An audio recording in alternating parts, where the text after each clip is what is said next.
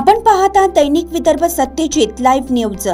आमचे प्रतिनिधी सिद्धार्थ कदम पुसद यांनी दिलेल्या माहितीनुसार महाआरोग्य शिबिरात 742 गरजवंत रुग्णांची तपासणी।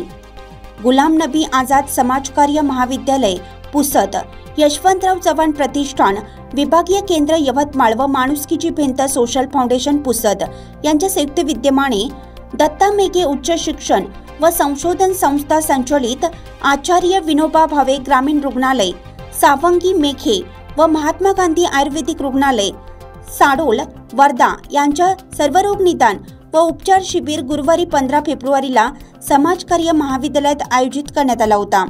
या शिबिरात 742 रुग्णांची तपासणी करून त्यांना औषधोपचार मोफत करण्यात आले।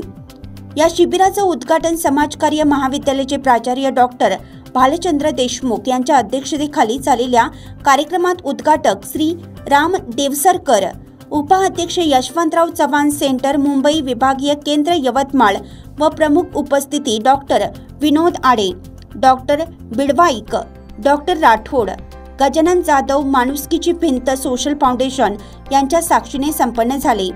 यावेळी शांतीसागर इंगोले, करण ढेकळे, अनंत चतुर, सोहम नरवाडे, शिवराम शेट्टे या लोकोपयोगी कार्यासाठी मदतीचा हात पुढे करत अनेकांनी सहकार्य केलं।